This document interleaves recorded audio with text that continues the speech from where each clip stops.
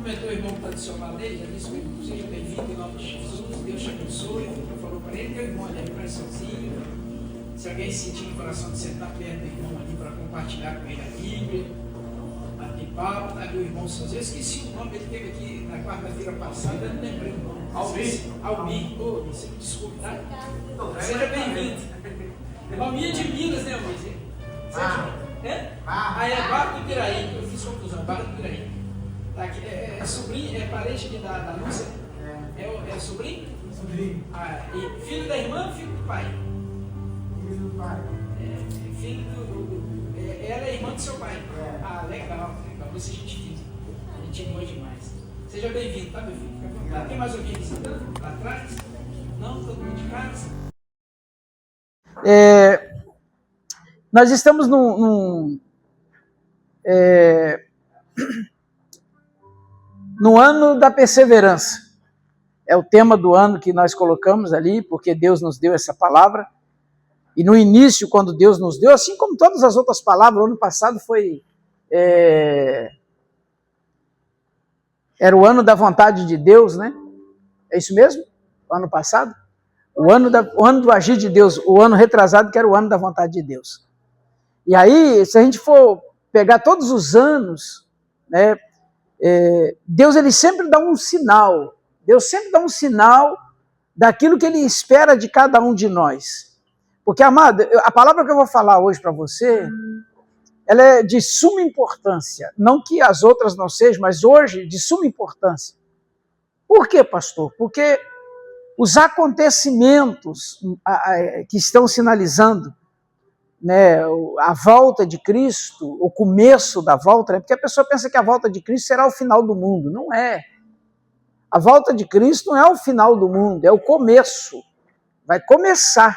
O final do mundo é lá após o milênio, que será quando Deus, após o milênio, Ele vai retirar da terra os últimos, né, que sobreviveram, que passaram pela grande tribulação, e aí vão herdar o reino com Cristo, porque Cristo vem após essa grande tribulação, Ele vence o maligno, prende ele no abismo, está lá no Apocalipse capítulo 20, depois você lê em casa 20 e o capítulo 21, no 20 é o grande trono branco, no 21 ele traz essa revelação. Ele vai prender o diabo no abismo, junto com os demônios e o falso profeta, porque o falso profeta existe, está no nosso meio. Assim como a Bíblia diz que são os falsos adoradores, os falsos crentes, os falsos irmãos. Existe falsidade em tudo, em todos os segmentos, na política, na polícia, na nossa família, às vezes na nossa família de sangue, existem os falsos ali. No ciclo de amizade, existem os amigos falsos, são os aproveitadores. E você só percebe quando você diz não para ele. E no reino de Deus não é diferente. Jesus não mentiu para a gente, Jesus não escondeu-se da gente. Pelo contrário, deixou registrado no livro sagrado, na Bíblia Sagrada, que é o livro que toda a humanidade deveria crer. Até quem não é cristão deveria crer, porque é a palavra que quem ditou essas palavras foi o Criador do universo. E o salmista nos diz, no início dos salmos, que louco, se eu não me engano, acho que é Salmo 24, se eu não me engano, não tenho certeza agora, mas é no início dos salmos. Ele fala assim, louco, ali, a palavra ali, louco, ali no hebraico é nécio. E ele fala, louco é aquele que não acredita que Deus existe. Esses são loucos, são os nécios. Diz não a Deus. Mas esses loucos aí que diz que Deus não existe, um dia eles vão ver Deus face a face. A Bíblia diz que eles vão ver Deus face a face. No grande tribunal. Está lá no livro de Apocalipse, capítulo 20. A palavra apocalíptica, o livro de Apocalipse, a palavra quer dizer revelação das coisas vindouras. O Apocalipse ainda não se cumpriu na totalidade, algumas partes sim. Apocalipse capítulo 12 diz que ali diz que cumpriu-se, que foi quando o inimigo das nossas almas, ele foi expulso do céu, pecou contra Deus, um querubim ungido se rebelou contra Deus. Então, eu não me admiro quando as pessoas se rebelam contra Deus. Porque esse querubim ungido se rebelou contra Deus, E lá no livro de Apocalipse, no capítulo 12, diz que ele foi expulso do céu. E quando ele foi expulso, a Bíblia diz que com o seu rabo, com a sua cauda, ele arrastou uma terça parte do céu. Sabe o que é isso? É o que Jesus ensina na palavra, que quando você descobre o joio, você não pode tirar o joio, porque senão ele arranca o trigo. São as influências, as conexões. O diabo, ele viveu no lugar celestial durante milhões de anos. Milhões de anos. A ciência diz que é bilhões, né? Que o universo tem bilhões de anos de existência. Vamos parar por aí pelos bilhões de anos de existência. O inimigo, ele vivia na eternidade, bilhões de anos. No céu, na glória, disputando de tudo que Deus tinha. Fez parte de todos os projetos de Deus. Ele fez parte da criação do universo. Não era qualquer coisa. O nome era Ben-Shahar. Aquele que era o portador da luz, que carregava a glória de Deus, ele portava a glória, ele era o responsável pela glória de Deus. Ele era tão importante, que Deus assim o fez, que quando ele se movia no céu, a cada passo dele, os tambores celestiais se manifestavam. Cada passo que ele dava, os tambores se manifestavam. Os tambores, era som de tambores, anunciando aquele que traz a glória. Ele era o que conduzia a glória de Deus. Você já parou para pensar nisso? Era como não? Deus o fez braço mais do que direito. Eu acho que ele era braço e ombro de Deus. Porque depois dele, ninguém mais portou a glória. O próprio Deus tomou a glória para si e disse que não divide mais. Ele não entrega mais a ninguém. Porque ele se decepcionou grandemente quando ele deu a glória dele para que o Lúcifer conduzisse. E aí Deus se decepcionou. Nós nos decepcionamos. E somos difíceis de novo. E aí quando a Bíblia diz que Deus não divide mais a glória, ele se decepcionou. Ele falou, não dou mais. É minha. A glória é minha agora. E aí ele trancou Satanás, que era Lúcifer, e a palavra Lúcifer quer dizer anjo de luz, portador de luz. A palavra Lúcifer, portador da luz. Olha que nome lindo. Que hoje você fala Lúcifer e as pessoas se arrepiam. Mas o nome é lindo. E não tem mal nenhum nesse nome. Portador de luz. Quem é o portador da luz hoje? Yeshua, Jesus Cristo de Nazaré. No hebraico. Aí esse que era o portador da luz, o Lúcifer, a Bíblia diz que Deus o transformou em diabo. Que na transliteração do grego, ele é chamado de Satanás, Satã, que quer dizer opositor. Toda oposição é manifestação de diabo. Tudo que se opõe ao reino de Deus é manifestação satânica, obra do inferno, obra do diabo. Toda manifestação, toda oposição, a palavra Satanás quer dizer opositor, aquele que se opõe.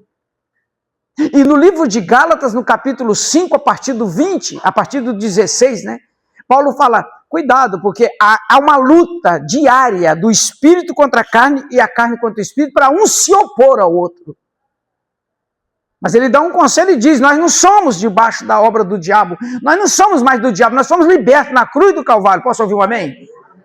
E ele diz, nós somos libertos, nós não estamos obrigados a mais ficar debaixo das obras da carne. Porque as obras da carne, ele continua falando no versículo seguinte, ele fala, porque as obras da carne são manifestações de demônios. Está lá, manifestações de demônios. Toda obra da carne é uma manifestação do demônio. É onde o demônio está se manifestando na vida das pessoas e através das pessoas. Levando as pessoas a se colocar como opositores. É o diabo, mais uma vez, passando a cauda. Porque ele fez isso no céu, irmãos. Ele influenciou uma terça parte de anjos. Não foi gente que estava no céu, pecadores no céu. Eram seres celestiais que foram envolvidos, foram seduzidos pela cauda do diabo. Pela influência, a cauda ali é influência. Poder de influência, poder de influenciar, poder de manipular, poder de enganar. Essa é a cauda. Por isso ele é chamado de cobra, serpente, porque ela com a sua cauda, ela enganou a Eva. E a gente sabe que a cauda não enganou, o que enganou foi as palavras que a Satanás lançou no coração da Eva. Trazendo uma oposição ao que Deus disse. Ele fala assim, Deus disse que você não poderia comer de nenhuma fruta. Olha, se opondo à palavra que Deus disse, coma de todas as frutas, menos daquela. Aí ele vem e se opõe. Deus disse que você não poderia comer de nenhuma fruta. A Eva disse, não senhor, não foi bem isso não. Ele disse que eu poderia comer de todas, menos da que está lá no meio. Então a Eva sabia se podia ou não podia, sabia qual era liberado e qual que não era liberado, ela sabia. Fala para o irmão, nós sabemos o que pode e o que não pode. Mas somos livres para tomar decisões.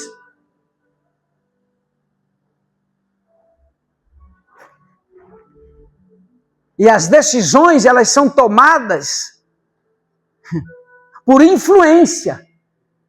Por isso que Paulo diz em 1 Coríntios 15, no versículo 33, dando um conselho, dizendo assim, olha, cuidado com as más conversações, porque elas corrompem a alma.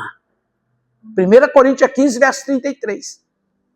Por isso que nós, pais, somos chamados de chato pelos nossos filhos, quando cobramos dos nossos filhos as más companhias, dizendo, cuidado com as más companhias.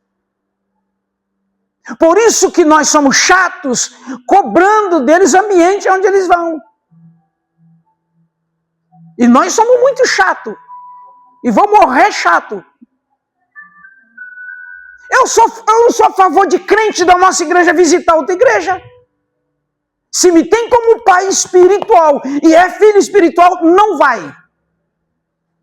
Porque estou indo atrás de outra comida. Então é sinal que aqui não está bom. E a Bíblia diz isso da palavra dele. Sede sujeitos e obedeça, porque isso não será bom diante de Deus, se for trabalhar o contrário. Pastor, então o senhor proíbe a gente visitar outra? Se vier falar comigo, me pedir, eu deixo. Mas eu quero saber aonde está indo. Agora tem gente que vem comunicar, ó, nós vamos, tá? Mas não perguntou se pode, nós vamos. Então vai. Então vai. Depois se responsabiliza pelas consequências. Porque ação e reação. Toda ação, ela reage ela traz uma reação. Toda ação, ela traz uma reação.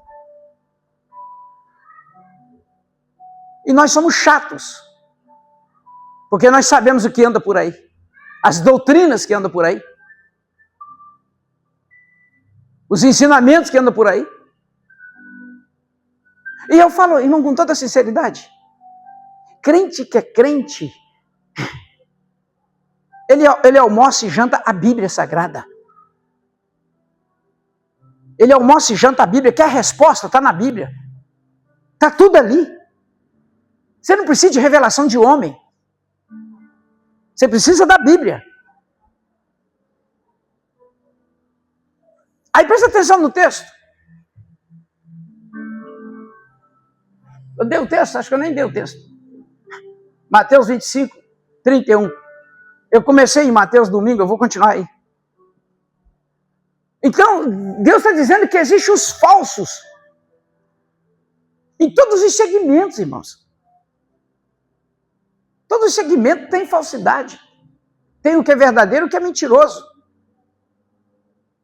tem nota falsa, tem cheque falso, tem contrato falso, tem joia falsa, tem cartão de crédito falso, tem documento de carro falso. Isso faz parte da vida. Mas a gente sabe que tudo que é falso não tem valor, porque se corrompe. E falso é aquilo que parece, mas não é. Parece, mas não é. Aí olha o que diz aqui no capítulo 25, no versículo 31 em diante, diz assim: quando o Filho do Homem vier na sua majestade, e todos os anjos vão vir com ele, então ele se assentará no trono de sua glória, e todas as nações serão reunidas na sua presença, e ele separará um dos outros, como um pastor separa as ovelhas dos cabritos. Ele porá as ovelhas à sua direita e vai pôr o cabrito à sua esquerda. Então, no versículo 34, então o rei dirá aos que estiverem à sua direita: venha, benditos de meu Pai, venha herdar o reino que está preparado para vocês desde a fundação do mundo. Você pode dar glória a Deus? Você pode falar para a pessoa que está do lado: existe um reino preparado para nós. Posso ouvir um amém?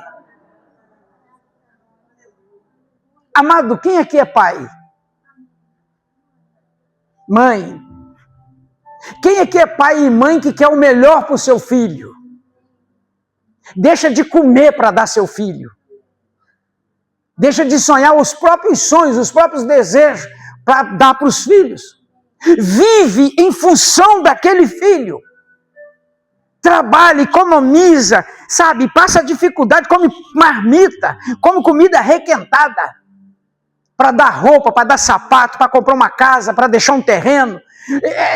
Você conversa com o pai e você vê o pai construiu a casa dele para morar. Aí ele já bota uma laje, aí você fala assim: mas essa laje é para quê? Não, quero deixar para meus filhos.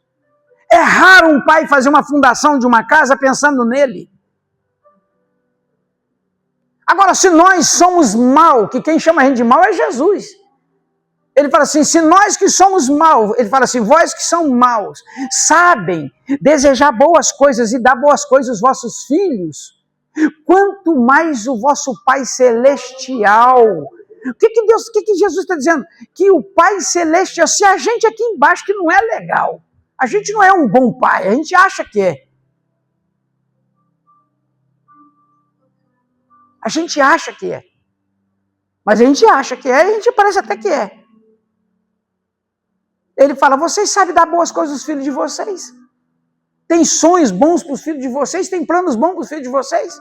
Quanto mais o meu Pai Celestial, quanto mais o Pai de vocês Celestial. Imagina, você está pensando nisso?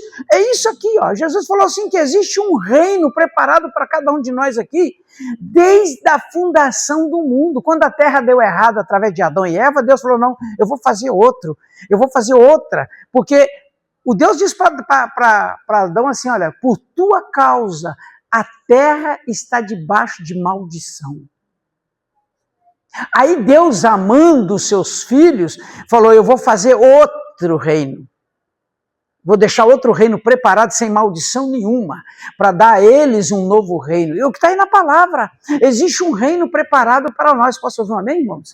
Você está alegre por causa disso? Faz uma cara de alegre aí, faz uma cara de alegre. Isso, assim, pelo menos você está mostrando que você está alegre, porque vai ter um reino.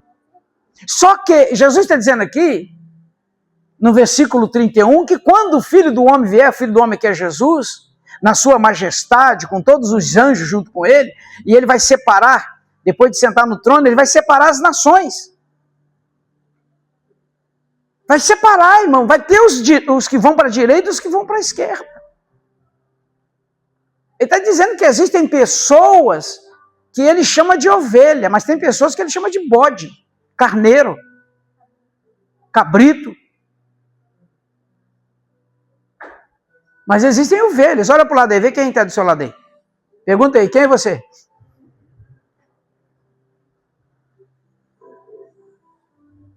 Porque se você for ovelha, pode ter certeza, tem lugar preparado para você no céu, tem um reino preparado para você no céu. E outra, não é você achar que é, ou o irmão achar que é. É ele que disse, que está aqui no texto, é ele que vai separar, é ele que vai chegar e dizer: ó, você é ovelha, você é lobo, você é bode, é cabrito. O texto diz que é ele que vai separar. Por quê? Porque ele conhece o interior de cada um. Ele conhece a alma de cada um aqui. Ele não vai separar segundo o julgamento das pessoas, ele vai separar segundo o que ele vê na gente. Segundo o que ele observa na gente. Aí olha o que diz aqui no livro de Atos dos Apóstolos, no capítulo 17. Abre para você ver, Atos dos Apóstolos 17. Então Deus está dizendo que existe um reino preparado, está preparadinho. E as pessoas que vão morar nesse reino vão ser escolhidas. Elas vão ser separadas, ele vai escolher essas pessoas. Por isso a importância, irmão, de você e eu, nós, juntos, estar pensando nisso. A gente não pode ficar vivendo nessa vida de qualquer jeito, como todo mundo está vivendo por aí, não. Tem muita gente vivendo de qualquer jeito. Tem muita gente confiando em placa de igreja. Não, eu sou da igreja tal, minha igreja é a maior igreja, a mais bonita. Fulano de tal frequenta a minha igreja. Eu sou ovelha do apóstolo, do pastor, de Breutanos. Um dia a igreja de Coríntios estava fazendo a mesma situação. Eu sou de Apolo, eu sou de Paulo. Não, eu sou de Cefas. Cefas prega muito. Apolo nem se fala, eu sou de Apolo. Não, eu sou de Paulo. Paulo, eu sou de Paulo. Aí Paulo chegou e falou, vem cá, quem morreu com vocês na cruz? Foi Cefa, Paulo? Foi Cefa, Apolo ou eu? Aí tiveram que confessar, né? Foi Jesus, então seja dele.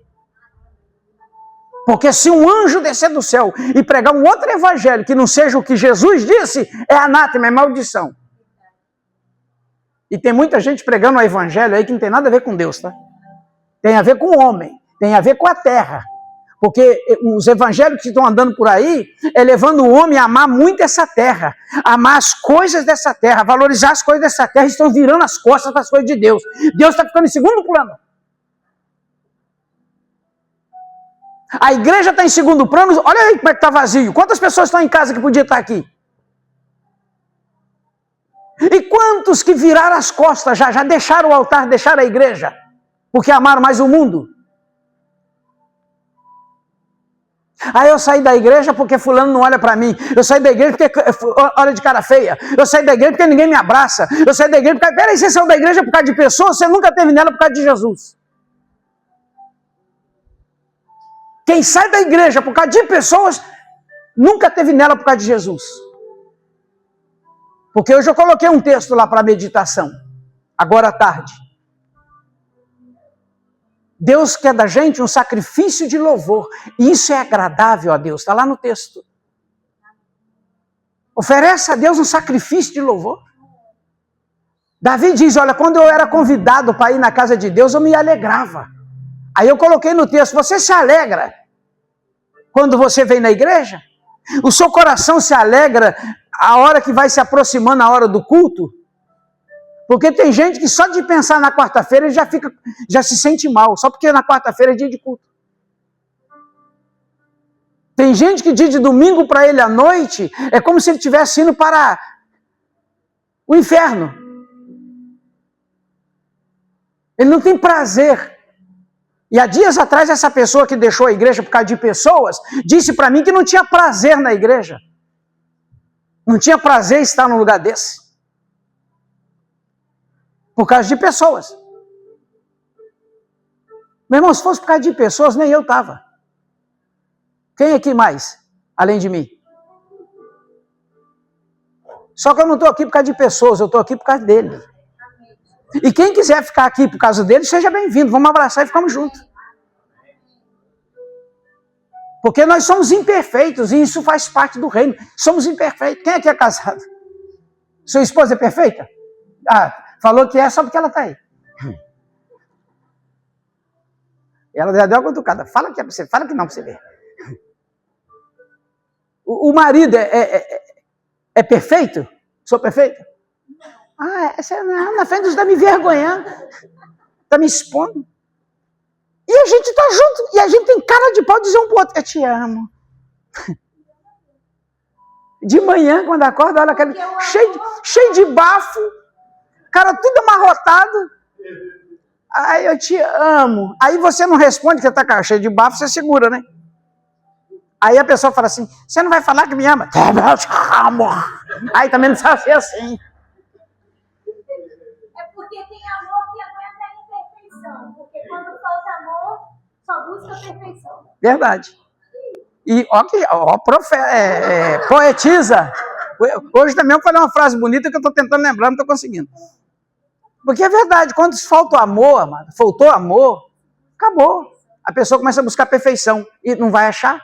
Aí começa a detalhar, né? É porque era assim, é porque era assado, é porque era assim, é porque era assado, é porque era isso. Ué, mas antes não era. Por que não era? Ah, não mudou. Não mudou não, está tendo reação a uma ação. Porque Mateus, Jesus diz assim, aquilo que você quer que os homens vos façam, faça a vós primeiro. Por quê? Porque, irmão, presta atenção, nós só colhemos aquilo que plantamos. Como é que é um beijo se não dá beijo? Como é que é abraço se não dá abraço? Como é que é um elogio se não dá elogio? Quer honra, mas não tem honra. Aí Atos dos Apóstolos 17:31, ele diz assim, 17:31 diz assim, porque Deus estabeleceu um dia em que julgará o mundo com justiça, por meio de um homem que ele escolheu. Quem é o homem que ele escolheu? Jesus. Nós lemos aí Apocalipse, desculpe, em Mateus, que quando o Filho do Homem vier, que é Jesus, ele vai sentar no trono e vai julgar, irmão. Pode separar isso, separa lá. Está lá no carro, está dentro do porta-luva. Ah, não, mas é CD, né? Aqui não toca. Presta atenção no versículo 31. Um homem que ele escolheu e deu a certeza disso, e deu certeza disso a todos, ressuscitando dentro dos mortos. Versículo 32. Quando ouviram falar da ressurreição dos mortos, então zombaram, e outros disseram, a respeito disso ouvimos você outra ocasião. Versículo 33.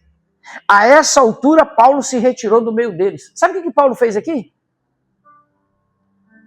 O que tem muita gente dá vontade de fazer.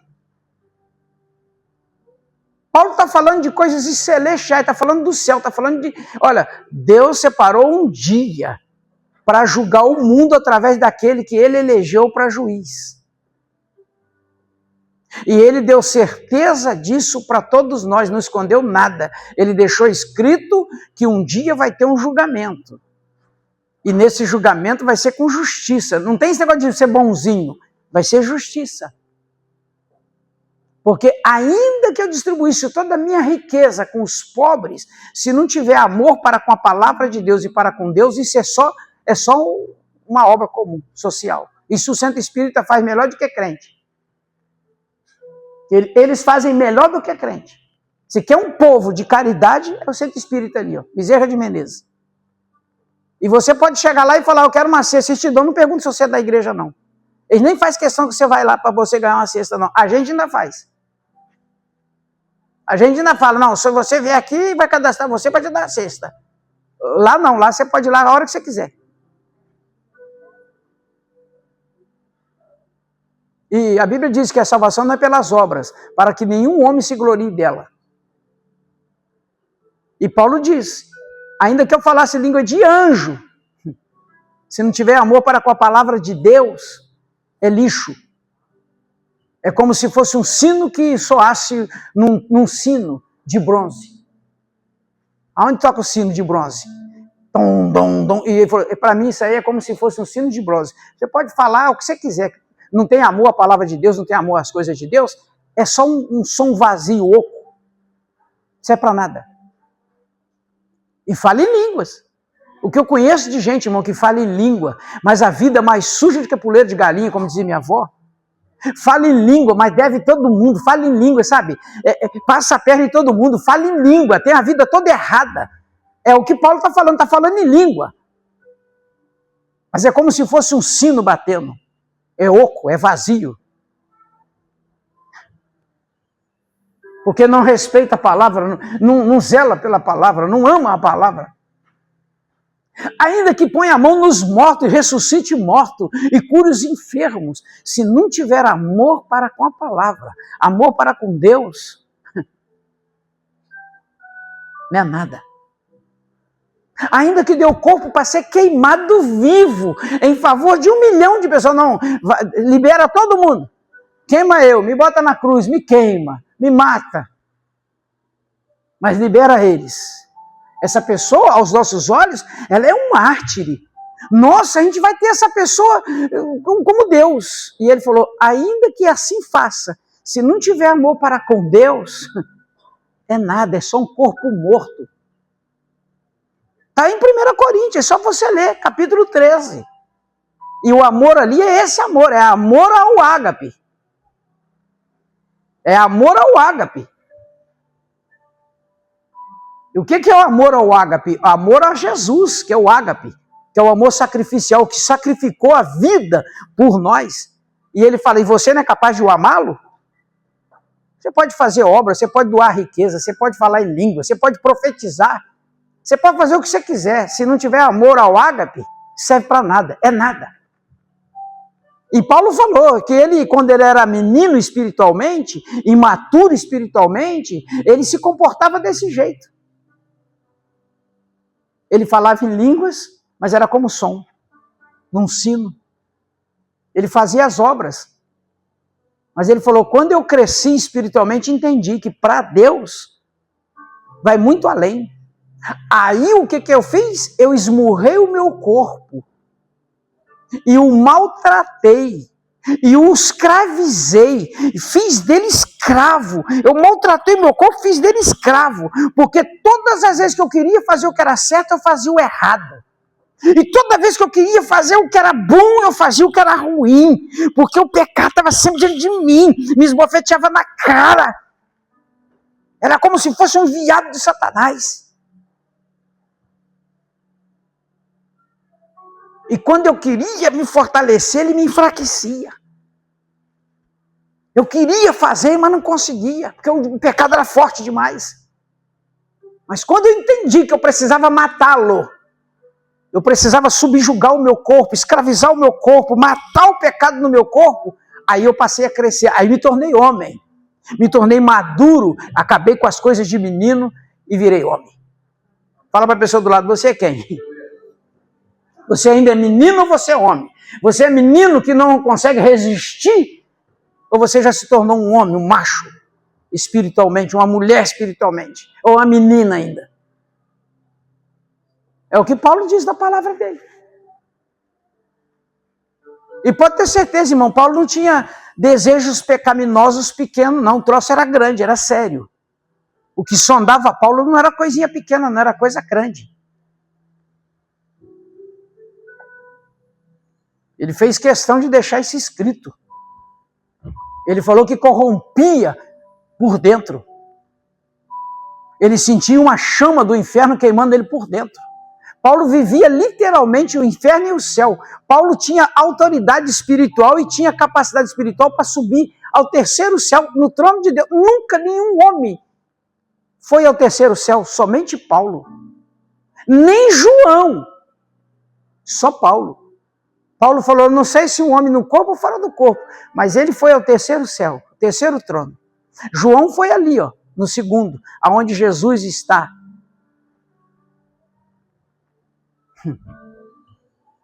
Paulo foi o terceiro, lá no trono da majestade santa, o todo-poderoso, o dono do universo, o criador do universo.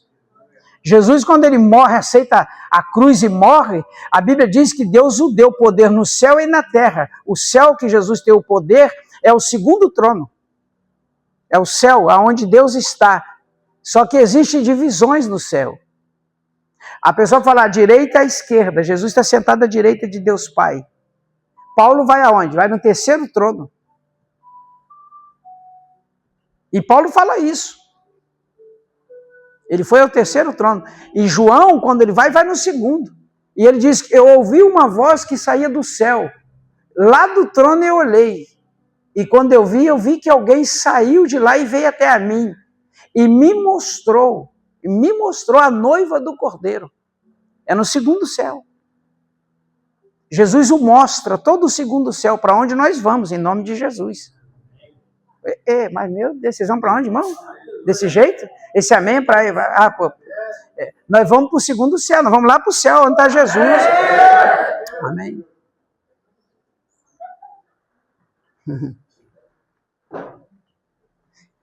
Presta atenção no Coríntios capítulo 10, 1 Coríntios 10. Vale a pena, irmão, vale a pena você perseverar. Vale a pena guerrear. Vale a pena subjugar o corpo. Colocar ele na servidão. Esbofetear ele na cara. Paulo falou que esbofeteava. Paulo falou, olha, sabe, é um enviado do diabo. Paulo sabia que aquilo não era de Deus. Paulo sabia que aquilo queria corrompê-lo. Paulo sabia que aquilo queria tirar ele da graça. Paulo sabia que se ele cedesse, ele perdia o céu. Paulo falou, eu sinto o inferno queimar dentro de mim. Eu orei a Deus para tirar a minha vida. Até que Deus chegou e falou, Paulo, fique em paz. A minha graça te basta. Porque eu me aperfeiçoo na sua fraqueza quando você tiver boa vontade. Fala para o irmão, quando você tiver boa vontade, Deus se aperfeiçoa aí. Sabe o que Deus está dizendo? Que quando você tem boa vontade, Deus se aperfeiçoa. Pastor, então Deus é imperfeito, precisa da minha boa vontade para se aperfeiçoar? Não, ele está dizendo que é você. Ele fica feliz porque ele sabe que você é uma obra-prima da mão dele. Ele sabe que não está sendo em vão o cuidado dele. Ele sabe que não foi em vão a morte de Cristo, que você está se esforçando. Você está tendo boa vontade. Você está lutando aí. Ele falou, eu me aperfeiçoo é aí. Eu me aperfeiçoo, Paulo, quando você, sabe, odeia o que está acontecendo com você, quando você fala, eu não quero isso para minha vida, eu me mato, eu me subjugo, mas eu não quero isso para minha vida. É isso que Deus está falando. Eu me aperfeiçoo na sua fraqueza de boa vontade. Irmão, se está fraco, vontade de pecar, isso faz parte da vida do crente, vai fazer até eu morrer. O crente que falar que não tem vontade nenhuma de pecar é mentiroso.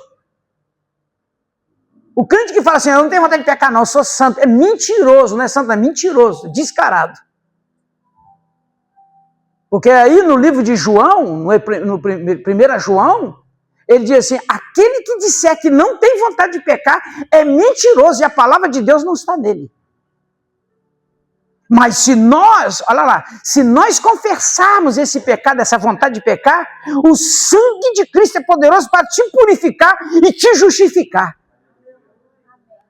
O que você precisa fazer? Vai para o quarto, fecha a porta e fala em oculto com ele. Aquilo que você não tem coragem de falar com ninguém. Chega diante dele e fala, Pai! Está lá no texto, irmãos. Chega diante dele e fala, eu sou descarado, eu sou isso. Deus fala para o irmão assim, Deus sabe quem você é. Antes de você pensar, ele já sabe o que você está pensando. A Bíblia diz que antes a palavra chegar na tua boca, Deus já sabe o que você ia falar. Pastor, então assim eu vou ficar mudo, ele já sabe tudo. Não, ele quer ouvir de você. Quer ver se eu chegar perto da minha mulher e ficar perto dela o tempo todo olhando para ela assim, ela vai saber que eu amo? O que ela falou aqui? Então, você está vendo? Com Deus não é diferente. Se você chegar na igreja, sentar aqui, ficar aqui sentado, e sentindo amor por Deus, Deus é igualzinho, não é igual a mulher não. Deus é perfeito. Oh, desculpe. Mas é perfeito. É assim, ele quer ouvir da sua boca. Você, mulher, não fica gostoso quando você escuta do marido? Eu te amo. Né? Não é assim?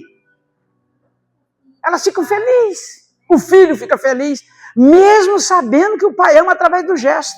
Porque às vezes o pai ele não sabe expressar essa linguagem de amor declarando. Ele expressa a linguagem do amor dando roupa, dando comida, dando casa, protegendo.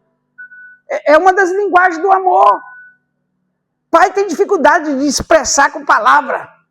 Ainda mais o pai que nunca ouviu, o pai que nunca participou de um lar. Que eu pelo menos, nunca ouvi meu pai dizer para mim que me amava. Nunca. E olha que eu tive um monte de pai, tá? Minha mãe não faltou pai para mim, não. Tive uns 3 ou 4, se eu não me engano. É padrasto, irmão. Minha mãe dava certo, largava, pegou. Sabe, ela tentou. Ela fez força, mas não conseguiu.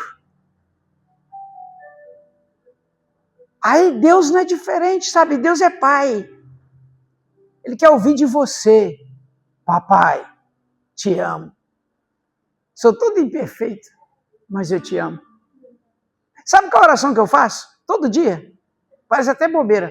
Mas eu falo com Deus, Deus, me ensina a te amar, porque eu sinto que eu não sei. Todo dia eu falo isso para ele, me ensina a te amar, eu quero te amar. Eu quero amar o Senhor, eu quero amar o Senhor, me ensina, eu não sei. Eu quero te amar, eu quero te amar. Eu quero dar prazer para Deus, irmão. A gente só dá desgosto para Deus. Eu quero dar prazer para Ele. Eu quero que Deus olhe para mim e tenha prazer na minha vida. Igual o Noé. Igual o outro lá, colega de Noé, que eu esqueci o nome. Que subiu e foi morar com Deus. Enoque. A Bíblia diz que Deus, o Enoque andava com Deus e diz que Deus tinha prazer em Enoque. Prazer em Enoque. Tinha prazer em Noé. Fala com o irmão do seu lado, Deus tem prazer em você? Hoje, Deus olhou para você e sentiu prazer de ter você na terra? Carregando o nome dele? Será que essa semana a gente foi capaz de dar prazer a Deus? Será que durante esse ano, irmão, desse ano, de 1 a 10, será quanto que nós fizemos Deus ficar feliz com a gente? E ele merece. Não, merece não, ele não merece. Ele é digno de todo o amor, de toda a glória, de toda a honra, de todo o respeito, de toda a dedicação. Posso ouvir um amém? Isso aí, é para Deus. Manda ver, capricha. Fala em língua também.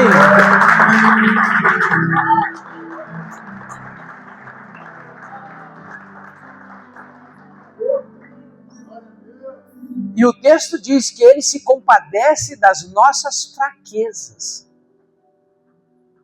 Ele se compadece das nossas fraquezas, porque ele sabe, irmão, que o diabo joga pesado. Por isso que no livro de Tiago, capítulo 1, depois eu vou chegar em Coríntios, calma. No Tiago, capítulo 1, ele diz assim, a todo homem ali é ser humano, tá? A todo homem que for tentado, alegre-se. Alegre-se. Por quê? Porque a prova da vossa fidelidade produzirá em vós um peso grande da glória de Deus. Toda vez que o diabo lançar um prato para você, você olha, diabo, eu quero comer, tenho vontade de comer, eu desejo, até a boca está até babando, mas eu não quero, isso é lixo. Eu quero é Deus. Você passou pela prova, irmão, rejeitou os pratos.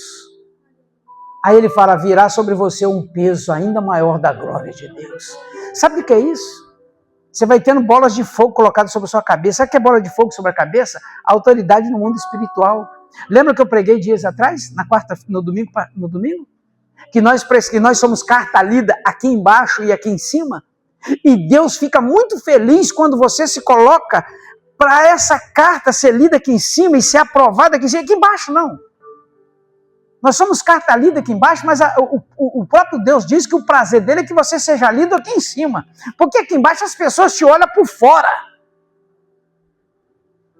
Elas julgam você por uma palavra que você disse, sem ver o contexto da palavra. Sem saber o porquê você falou daquele jeito, o que você estava sentindo naquele dia. Porque as pessoas acham, irmão, que você tem que ser 100% o tempo todo. Eles esquecem que você tem problema dentro de casa, você tem problema com dinheiro, você tem problema com o vizinho, você tem problema com o professor, você tem problema com a vida. Então não é todo dia que você está rindo, não. Não é todo dia que você está disposto. Oi, a paz do seu irmão, tudo bem, vai dizer aqui mesmo. Não é todo dia que você está vindo dar abraçar, tem dia que você está doido para dar. Fica aí, não sai daí não. Pancada nos outros. Quem aqui tem dia que dá vontade de dar pancada em todo mundo, quebrar tudo? Tá vendo? Dá vontade de dar tiro. Quem dá vontade de dar tiro? Ai. Dá vontade de ser homem-bomba. Sabe? Homem-bomba. Entrar lá dentro do Supremo. Ah, bum! Ainda bem que hoje não tá tendo. Ah, não tá tendo. Não tá tendo, não. Tá gravando. Depois ela edita, ela paga.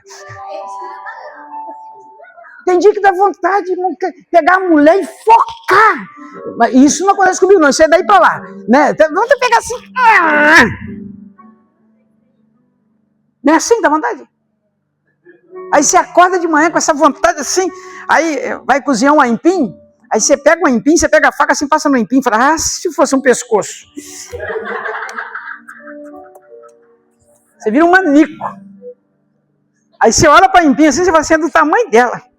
É do mesmo, sabe, é fininha. Aí você corta aquele aipim, abre no meio, aí bota para assar, bota para cozinhar, aí você deixa cozinhar, aí já cozinhou, não deixa cozinhar mais. Até derreter. Aí você come até com gosto de sangue na boca. E vai embora pra cá, vai embora brabo. Hein? Igual o xaropinho. Senhor, Senhor. Tem dia que você acorda, mano. Você acorda apaixonado. Você leva a mão, abraça, chega pra perto, abraçadinho, e fala assim, graças a Deus que eu tenho esse negócio, que tem um monte de gente querendo e não tem, mas graças a Deus eu tenho. Aí você levanta, faz até café e leva na cama, irmão. Claro que é uma vez ou outra. Se for todo dia, é mentira, é falso. É falsidade, mentira. Não é de verdade, não.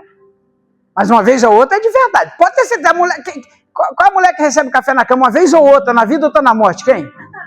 Pode ter certeza, o marido fez porque ama. Ele nesse dia estava te amando. Pode ter o melhor café da vida.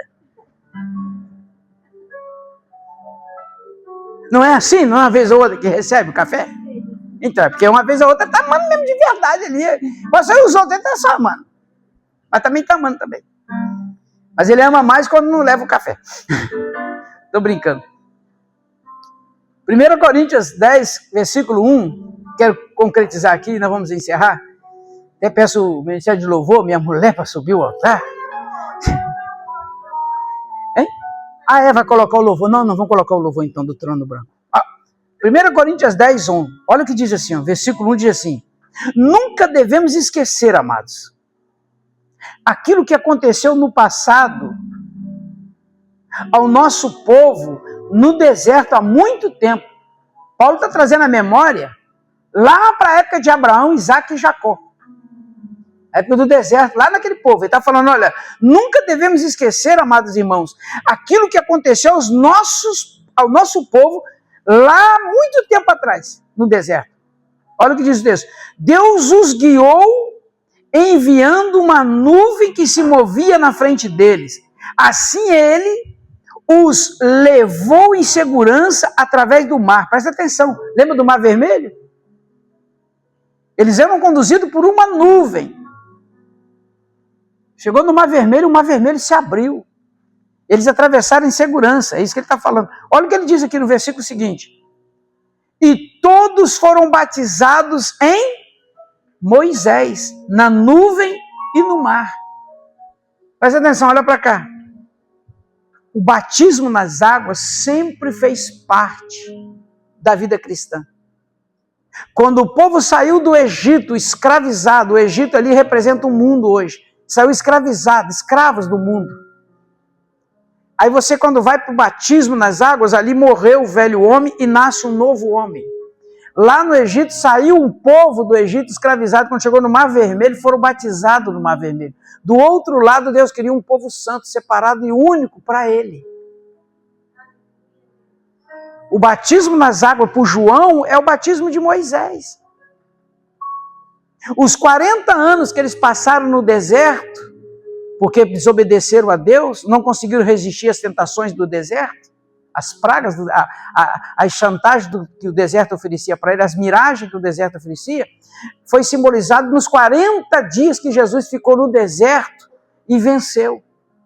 E você pode olhar ali os 40 dias de Jesus, ele passou pelas mesmas tentações que o pessoal passou lá no deserto 40 anos. Quando ele teve fome, o diabo falou, se você é filho de Deus, transforma pedra em pão. Ele falou, não só de pão vive o homem, mas de toda a palavra que sai da boca de Deus. Sabe onde está escrito isso? Deuteronômio 6. Quando Deus entregou ele lá no deserto. Não só de pão viverá o homem, mas de toda a palavra que sai da boca de Deus. Deuteronômio 6, 13. Está lá no texto. E Jesus falou com o diabo estava ditando para ele a palavra e ele estava ditando a palavra. E lá no deserto o povo não resistiu à fome. Quis comer carne.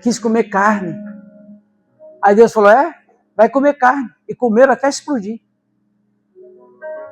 Porque não aceitaram a palavra, não tomaram a palavra. Que não só de pão viveria o homem, mas de toda a palavra que sai da boca de Deus. E outras tentações mais. Enfim, olha o que ele diz assim. Todos eles foram batizados em Moisés, na nuvem e no mar. Versículo 3. E todos comeram de uma mesma comida espiritual, que foi o maná lá. Lembra do maná? Eles não comeram a comida espiritual lá no deserto? Todos eles? O maná vinha todo dia. E o que Jesus diz em João capítulo 6? Eu sou o pão verdadeiro. Os vossos pais comeram maná no deserto e morreram. Mas quem comer desse pão viverá. João capítulo 6. Jesus está falando desse maná lá. E ele falou, eu sou o verdadeiro pão. Não é aquele que o pai de vocês comeram. Não é aquele maná. Que só num dia morreram muita gente depois de comer o maná. Pastor, mas morria comendo maná? Comia, porque o maná embolorava. Quando eles comiam, quando eles pegavam demais, Deus mandava pegar a quantidade certa, o olho grande não deixava, pegava demais. Aí olha o que diz aqui no versículo 4. E beberam todos da mesma bebida espiritual, porque bebiam da pedra espiritual. Lembra da pedra que tirou água da rocha? Aquela água saindo da rocha lá significava Cristo Jesus. Aquele sangue de Cristo que saiu da rocha. Jesus não é a rocha? Jesus não é conhecido como a pedra angular, a pedra de esquina, a rocha que eles rejeitaram? E de Jesus não saiu o quê? O que saiu de Jesus quando ele foi ferido na cruz? Saiu água e sangue. Eles lá, quando Moisés feriu a rocha, saiu da rocha água. E outra coisa, o Moisés perdeu o direito de entrar na terra prometida porque ele feriu aquela rocha. Ele perdeu o direito de entrar na promessa porque feriu aquela rocha. Aquela rocha apontava para Cristo. Então aquela água do deserto representava o sangue que saiu de Cristo aqui no Novo Testamento. Por isso que Paulo está falando, você não pode esquecer do que aconteceu no nosso povo lá no passado. Eles passaram pelo batismo igual você. Eles comeram do mesmo pão que você come na ceia. Você está tomando água que saiu de Cristo hoje, que é o sangue, eles tomaram da mesma água que saiu daquela rocha lá. Cristo está presente desde o passado até hoje. E você não pode esquecer disso. O versículo seguinte ele diz assim, porque beberam da mesma pedra espiritual, aqueles que o guiava e o seguia. A pedra era quem, irmãos? Cristo. Olha o verso 5. Mas Deus não se agradou da maior parte deles, por isso foram todos eles mortos no deserto. Paulo está trazendo a memória, falando assim, você pensa que você vai ser separadinho, que você pode fazer o que você quer da sua vida depois que você vira crente? Não pode não. Porque Deus tirou 2.710.000 pessoas do Egito. E só entraram Josué e Caleb. Deus não se importa com quantidade não, irmão. Deus quer qualidade.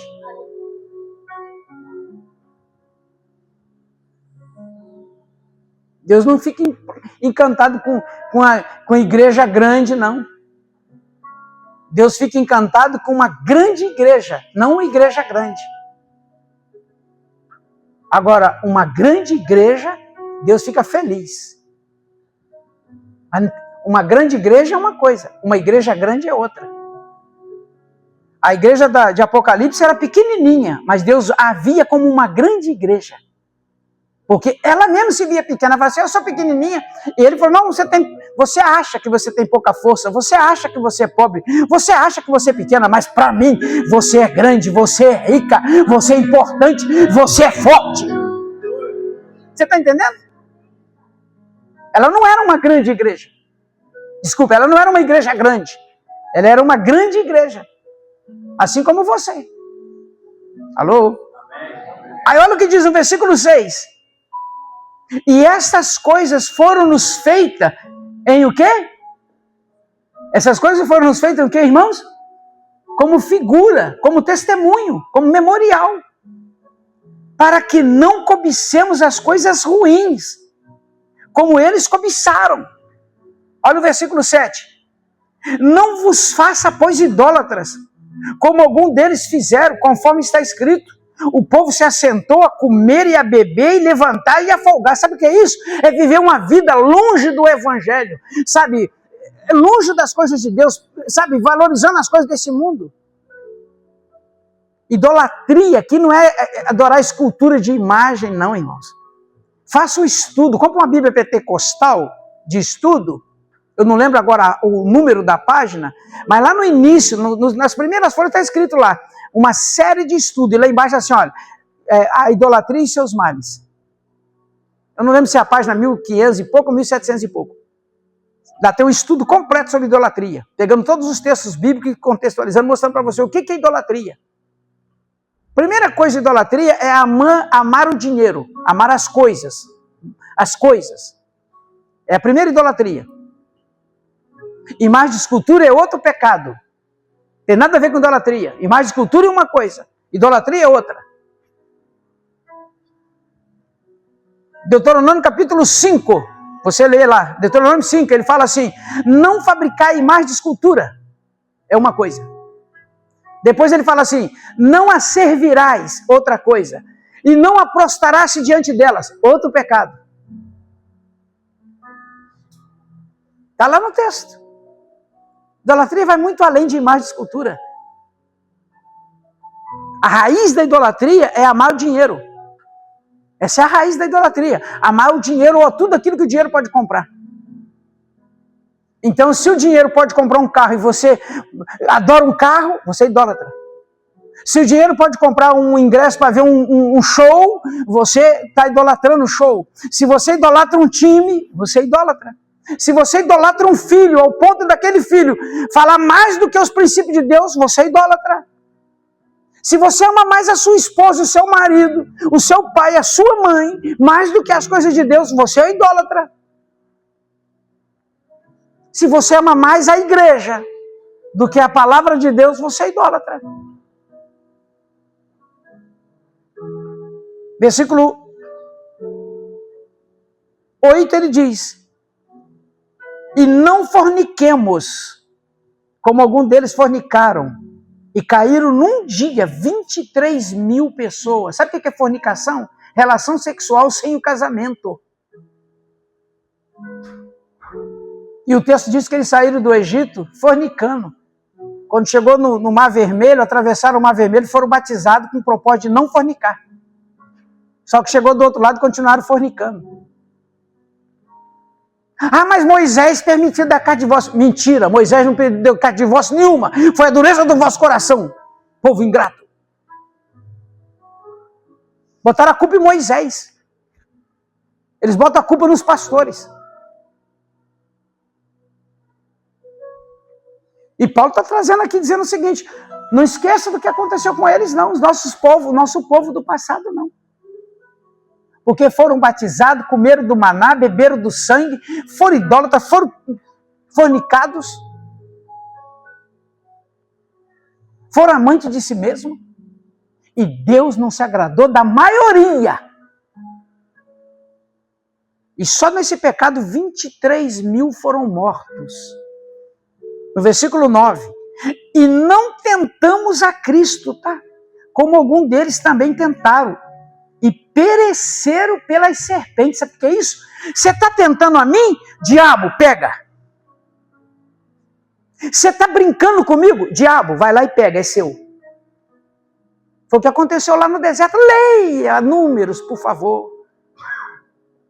Leia o livro de Números. Não sei se foi 14 mil ou 24 mil pessoas que foram picadas pela serpente e morreram. Aí sabe o que diz o texto lá? Foram até Moisés e falaram, Moisés, o povo está morrendo picado pela serpente. O que a gente faz? Deixa eu ver com Deus. Deus, o povo está morrendo pela serpente. O que eu faço? Primeiro, Moisés, estão morrendo porque desobedeceram a minha palavra e pecaram contra mim. Fornicaram. Zombaram de mim.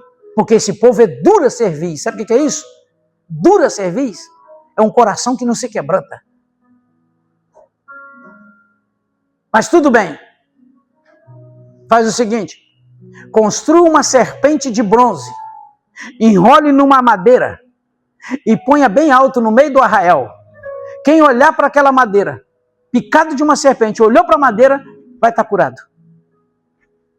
Olhou para a serpente, né, pendurada na madeira, está curado. Está lá em Números, leia lá para você ver. E sabe qual é o símbolo? Uma serpente enrolada na madeira? Até hoje. Sabe qual é a profissão que até hoje usa isso aí como símbolo da profissão? Medicina. O símbolo da medicina é uma serpente enrolada numa haste de madeira. Está lá em Números. E quem é a haste, quem é a serpente ali? Naquela madeira, quem é a serpente? Isaías 53. Sabe o que diz lá? Nele não tinha formosura, não tinha beleza. E ele foi reputado como maldito e enrolado numa madeira. Para trazer vida, trazer salvação e cura. Curou as nossas enfermidades e levou cativo com ele. A Bíblia diz que ele se colocou na madeira como maldito. Porque só ia para aquela cruz os malditos. Só morria na cruz os malditos. E Jesus foi reputado como maldito. Por um povo, irmão, que ele queria curar. Um povo que ele queria dar a vida. Por isso que eu amo Jesus. Eu me esforço para fazer a vontade dele. Eu não sou perfeito, como ninguém é. A gente cai. A Bíblia diz que o cair é do homem. Mas o levantar é de quem? Levanta, sacode a poeira e fala assim, eu pequei ontem, mas hoje eu não vou pecar. E fica um mês sem pecar. Caiu de novo, Senhor, eu pequei de novo, eu estou de pé de novo. Eu não aceito o pecado, eu não aceito isso. Eu quero viver contigo. Porque aquele que confessa com a vontade de deixar, alcança a misericórdia. Pai não tem prazer. Ele ama o pecador, ele odeia o pecado, mas ele ama a gente. E ele sabe separar o pecado da gente. Ele olha para o pecado e tem raiva, mas olha para a gente e tem amor pela gente. E a Bíblia diz que ele amou ao ponto de dar um filho. Então essa entrega dele não pode ser em vão, irmão. Essa entrega dele não pode ser em vão. No verso 10 ele diz assim, então você não deve murmurar, como algum deles murmuraram e pereceram pelo destruidor. Toda murmuração, o destruidor visita a casa dele. Toda pessoa que só vive murmurando, o destruidor visita a casa dele. O destruidor é na área finança, está lá no texto. Em Joel capítulo 2. O destruidor veio e destruiu as finanças, porque a murmuração.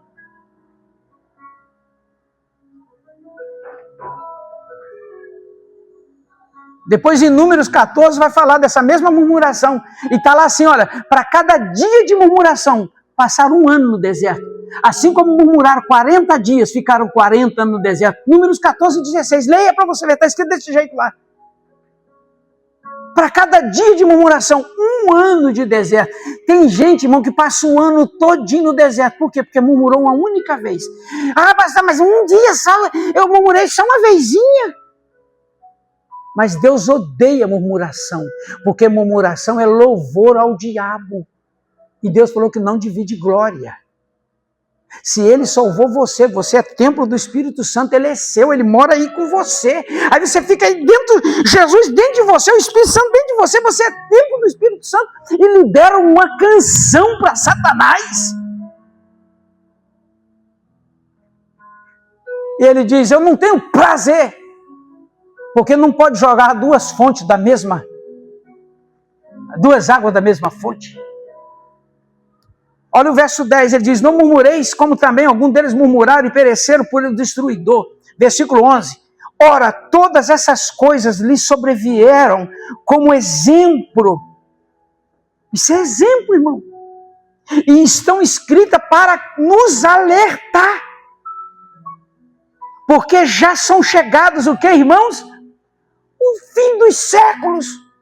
Se há quase 2000 anos atrás Paulo está falando que já estava perto do fim, imagina hoje. Talvez você não tenha tempo nem de descer essas escadas.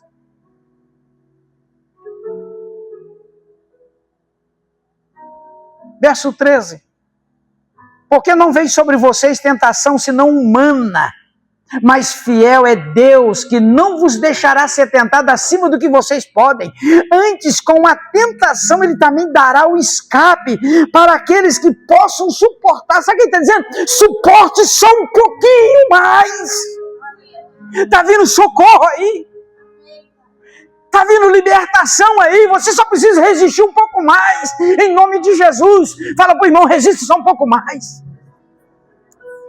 Porque está vindo aí libertador, está vindo uma unção de libertação, está vindo uma unção de cura, está vindo uma unção de milagres. Persevere! Persevere! Não venceu hoje? Levanta, sacode a poeira e fala, hoje eu não consegui, mas amanhã eu vou conseguir em nome de Jesus. Depois da manhã eu vou conseguir, porque depois da manhã vai vir o socorro. É todos os dias, irmão, você lutando contra a carne o tempo todo. As tentações são humanas. Paulo está falando, a tentação é da carne. E Jesus diz, a carne é fraca, é maldita. Mas existe o Espírito Santo guiando você, dentro de você. Quando você pecou, você sabia que estava fazendo errado. Porque o Espírito Santo estava falando com você, isso é errado. Isso é errado, não faz. Não faz. Sabe o que a gente faz? A gente faz assim, ó. Não fala comigo, eu quero fazer. E ele está falando, suporta. Essa tentação é humana. Mas ele trará o escape para aqueles que possam suportar. Verso 14.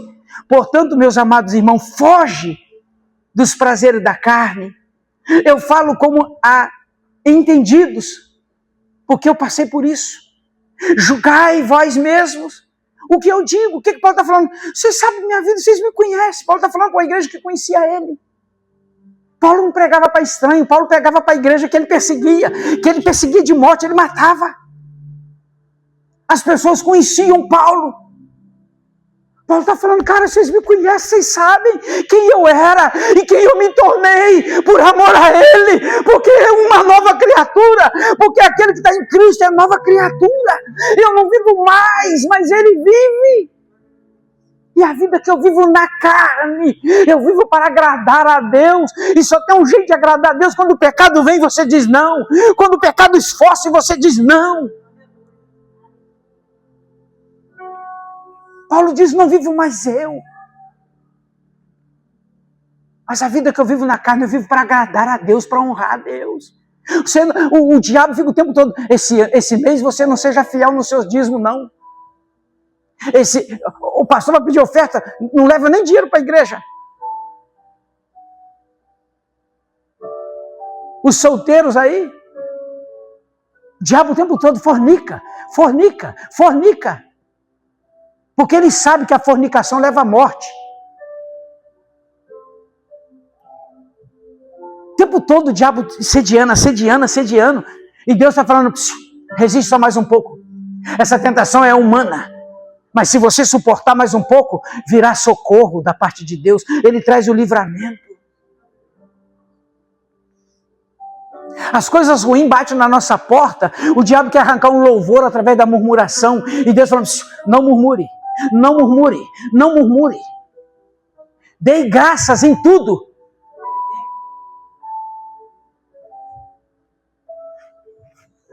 E ele termina dizendo, no verso 16, porventura o cálice da bênção que abençoamos não é a comunhão com o sangue de Cristo? O pão que partimos não é porventura a comunhão do corpo de Cristo? Irmão, faz a pergunta para o irmão aí do lado. O cálice que nós bebemos no primeiro domingo do mês não é o sangue de Cristo? O pão que comemos no primeiro domingo do mês não é não é o corpo de Cristo? É ou não é, irmãos? É ou não é? O cálice e o corpo é entregue todo primeiro domingo do mês. Você come. Você bebe, e ninguém força você, ninguém empurra para sua goela, você pega e come e você bebe, e deve comer e deve beber. Só que ele faz uma pergunta seguinte, esse pão que partimos não é porventura a comunhão do corpo de Cristo? Você não está dizendo que está tendo comunhão com o corpo? Você não está dizendo que você é fiel a esse corpo? Verso 17. Então, porque nós sendo muitos, nós somos um só pão, um só corpo, porque todos participamos do mesmo pão. Olha o versículo 18. Então vede a Israel segundo a carne. Os que comem dos sacrifícios não são porventura participantes do altar. Você se faz participante do altar. Verso 21. Não podeis beber o cálice do Senhor. E o cálice de quê, irmãos? Cálice de quê, irmãos? Você não pode tomar a Santa Ceia e se fazer a vontade do diabo depois. Você não pode dizer que tem comunhão com o corpo e o sangue de Cristo, é comunhão com o diabo, com as obras da carne. Presta atenção no texto, isso é sério, irmão. Olha o versículo 18, 21, quer dizer, 21, versículo 21. Não podeis beber o cálice do Senhor e o cálice de demônios. Não podeis ser participante da mesa do Senhor e da mesa de quem? De demônios. Fala para o irmão, você sabe disso? Pergunta para o irmão que está com você aí. Pergunta para ele, você está sabendo disso? Que existem o cálice de Deus e o cálice do diabo? Que existe uma mesa montada por Deus e uma mesa montada por diabo? E ele está perguntando assim, qual das duas você tem sido participante? É das duas. E ele está falando, não pode.